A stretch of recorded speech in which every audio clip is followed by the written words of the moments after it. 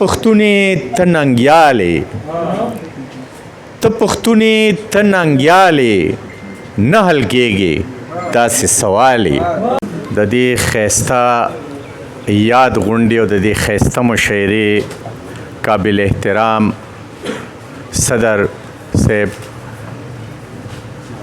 خان لالا عبدالصمد خان لالا او زما مشرانو او زما همزولو ملګرو لیکوالانو شاعرانو سلامونه واخلئ. مونږ چې اورو چې 15 شاعران لا پاتې دي نو بیا مونږ دومره وخت مونږ کې هم دا احساس دی چې دومره وخت وانخلو. څه خبرې چې د نظیر یوسفزي وي هغه مونږ د میډیا والا وروڼو سره وکړي. بهرحال نظیر یوسفزی یو شریف انسانو، یو ښه پښتون، یو کلک مسلمانو، غوږ یې ښه دی، خلک یې اورېدلی دي، په خپلې ډېرې کمې خبرې کړي دي. او دلته به کال په کال دغه پروګرام کېده. اول ارواښاد رضوان شاه لالا دی الله پاک سره د خاورو بخي، هغه به کلاکل ټوپۍ په سر کړې وه، واسکټ په یې چولی و، نوې ښکلې جامې به یې چولې وي او دا ځای به ولاړو مېلمنو ته ډېر زیات خوشحاله به او چې نن مېلمانه راځي او نن سودم ته پسرلی دی. دغسې جان علي باچا ملنګ سړی و، خو دا د دې ملګرو لیکوالانو دا د هغه مرستیالو نو هغه هم په موږ کې نشته، رضوان شاه لالا هم نشته او نظیر یوسفزی هم په داسې لارې لاړو. خو بهرحال نظیر یوسفزی دا ټول به ژوندي تر هغه پورې چې تر کومه پورې ژوند دی.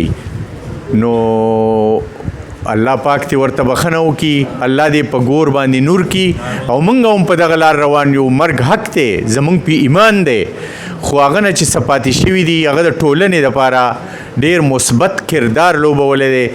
نو ټولنه به هغه چې تر کومې پورې ژوندی هغه نه یې ډېر خلک لاړ شي، څوک یې تپوس هم نه کوي.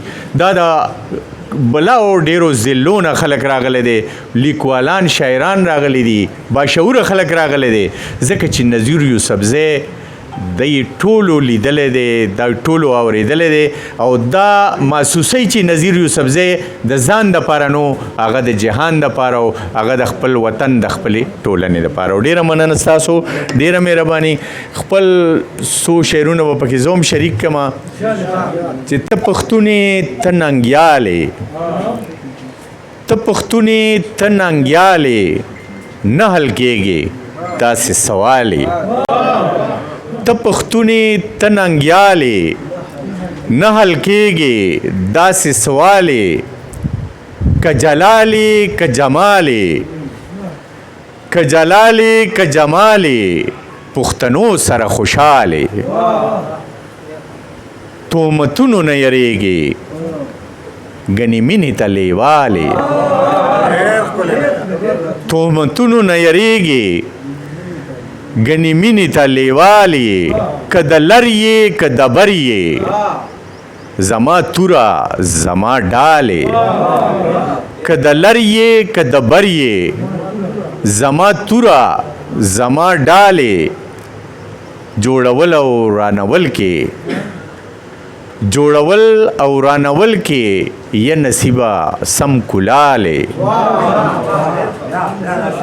جوړول او رانول کې یا نصیبه سم کلالې او څه خبرې د کام غمه څه خبرې د کام غمه ته زما د فکر ټالې څه خبرې د کام غمه ته زما د فکر ټالې او نه د ځان نه د جهان شوې نه د ځان نه د جهان شوې ته لا څنګه مانیروالې.